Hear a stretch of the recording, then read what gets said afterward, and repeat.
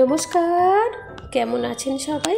প্রবাসীর ঘরোয়া রান্না পার্টির আরেকটি ব্লগে আপনাদের স্বাগত জানাই। আজ শুক্রবার আর এখন সকাল 8:30 মতো বাজে।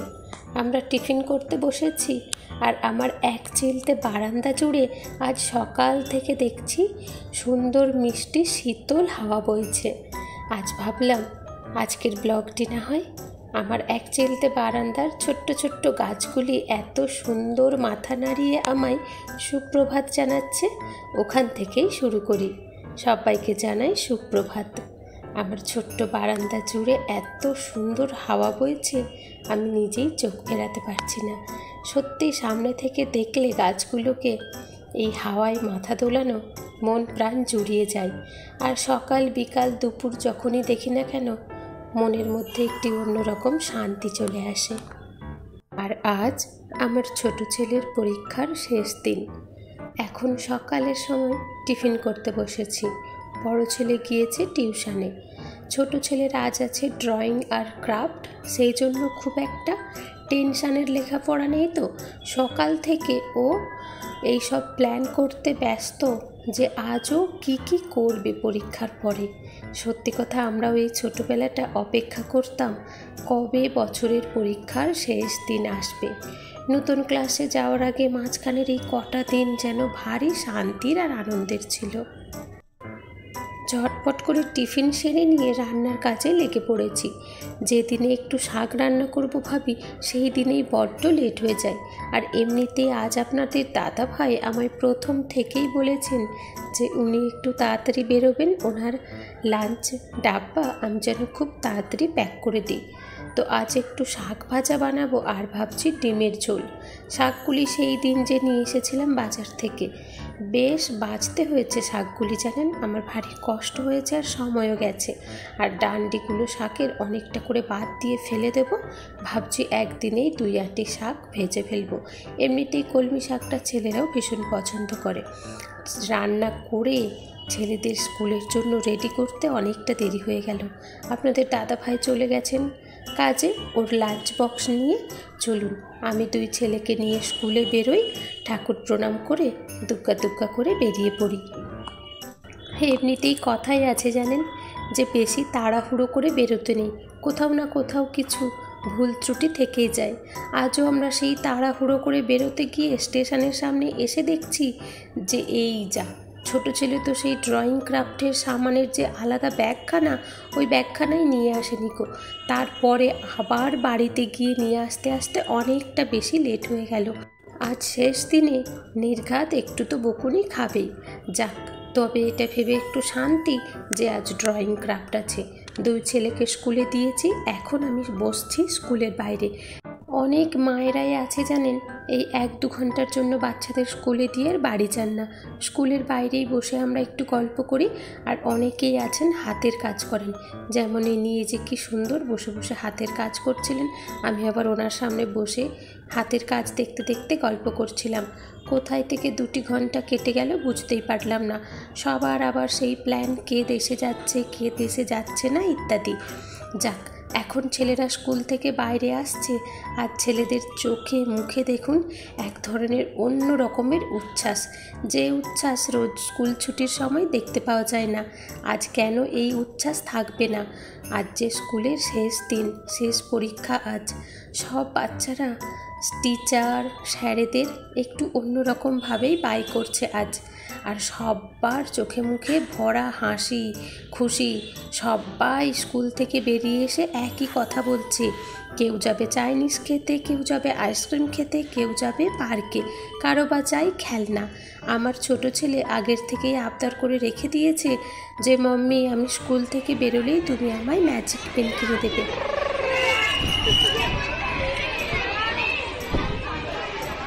लास्ट डे फिर कब मिलेंगे? हाय, फिर मिलेंगे जून में। पूछना पेन खत्म है क्या है? আমরাও মায়েরা যারা রোজের বাচ্চাদের স্কুলে আসতে আসতে একে অপরের বন্ধু বান্ধবের সম্পর্ক গড়ে তুলেছি, আমরাও সবাইকে বাই করছি। কেউ জিজ্ঞাসা করছে দেশে যাচ্ছিস কিনা, কেউ জিজ্ঞাসা করছে কোথায় ঘুরতে যাচ্ছিস, এইসব।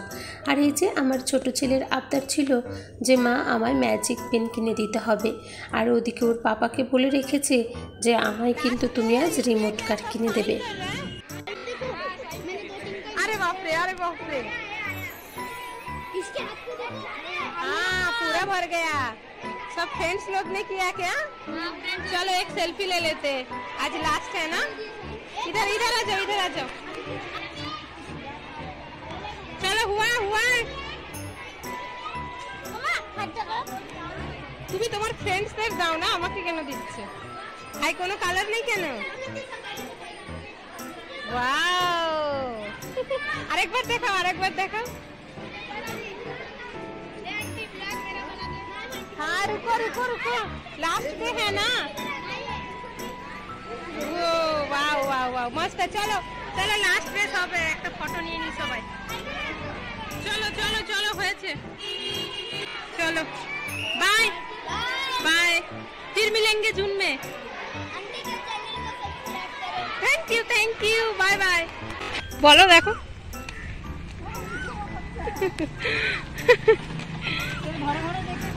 হ্যাঁ ও গুসা হয়ে গেছে এবার।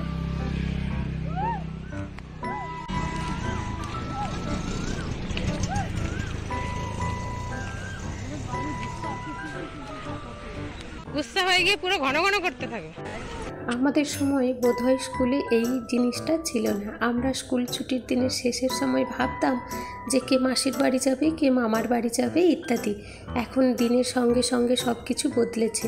বাচ্চারা এখন কে কার হাতে সাইন করছে, কে বায়না করছে খেলনা নেবে, কেউ বলছে দেশে যাবে, আবার কেউ কাউকে চকলেট দিয়ে বিদায় জানাচ্ছে। ওর পরে মোবাইল তো রয়েছে সেলফি নেওয়ার জন্য। এগুলো ওদের সুন্দর মধুর স্মৃতি হয়ে রয়ে যাবে। বাড়ি পৌঁছে গিয়েছি, বাড়ি ফেরার পথে রাস্তায় দেখলাম ভারী সুন্দর টাটকা ঝিঙ্গে উঠেছে। গরমের সবজি ঝিঙ্গা সবার পছন্দ, তাই জন্য ঝিঙ্গে নিয়ে বাড়ি চলে এসেছি। চলুন ছোট ছেলেকে একটু ফ্রুটস দিই, ওর পরে আজ আমি এখন ভাত খাবো। জানেন যাওয়ার সময় বড্ড ভীষণ দেরি হয়ে গেছিলো, তাই আজকে আর দুপুরের খাওয়ারটা আমার সারা হয়েছিল না। এই হচ্ছে আমাদের পুরানো ঘর। আপনাদের দাদা ভাইয়ের সঙ্গে আমি যখন প্রথম মুম্বাইতে আসলাম আমার বিয়ের পরে, এই হচ্ছে আমার প্রথম ঘর। এই ঘরে আমার পা দেওয়া এবং এই ঘরে এতগুলি বছর আমার সংসার, আর এই ঘরেই আমার দুই ছেলের জন্ম, বেড়ে ওঠা। এই ছোট্ট ঘরটাকে আমি এবং আপনাদের দাদা ভাই দুইজনে অনেক ভালোবাসা দিয়ে মনের মতো করে অনেক শখে সাজিয়ে গুছিয়ে রেখেছিলাম। এখন আপনারা হয়তো অনেকেই জানেন যে এই ঘরের পাশেই আমরা একখানা একটু বড় ঘর নিয়ে চলে গেছি। তবে হ্যাঁ, ঘরখানা আজও আমাদের কাছে সেই প্রথম দিনের মতোই আবেগপূর্ণ, আবেগময়। এখনও ঘরটাকে ভীষণ যত্নে রাখি। এর আগে এই ঘরখানাতে ভাড়ায় ছিল বিদিতরা, আপনারা তো জানেনই যে ওরা দেশে চলে গেছে। কিন্তু আজ আবার এই ঘরখানায় আমার আর এক নতুন প্রতিবেশী আসতে চলেছে। এখন ঘরখানা একেবারে খালি। তবে হ্যাঁ, আমার পর্দা, লাইট সব কিছুই এই ঘরের মধ্যে রয়েছে। আপনাদের দাদা ভাই এত ভালোবাসেন ঘরটিকে, উনি সব সময় ঘরটিকে ভীষণ যত্নে সাজিয়ে গুছিয়ে রাখেন। এই নয় যে ভাড়ায় দিয়ে দিয়েছি বলে ঘরটি আমার যেমন খুশি থাকবে। তবে এই ঘরটির মায়াখানা আমার দুই ছেলে এখনও ছাড়তে পারেনি। ওরা সব সময় বলে যে পাপা নতুন ঘরটিকেও এই রকম সুন্দর করে সাজিয়ে গুছিয়ে তোলো। তবে এখন আমাদের আর্থিক অবস্থা একটু খারাপ, তাই জন্য পারছি না। চলুন আজ এই নতুন প্রতিবেশীর হাতে এই ঘরের চাবিখানা তুলে দেওয়ার পালা। আবারও হয়তো 11টি মাস থাকবে এই নতুন প্রতিবেশী। এখানে নিয়মই এই রকম 11 মাসের এগ্রিমেন্ট। হয়তোবা তারপরে নতুন কেউ আসতেও পারে কিংবা নাও পারে। ঠিক আছে, চলবে, ছোট না। मार छक्का। अरे रे रे रे, नहीं नहीं नहीं, आउट नहीं, आउट नहीं।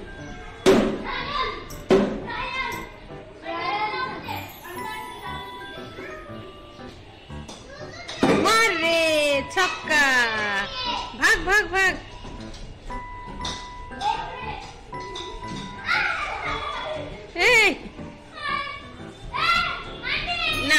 दुष्टू नो नो नो चीटिंग। कितना स्लो स्लो भागता है, ऐसे ऐसे करके, लंबा लंबा पैर पे भागने का ना।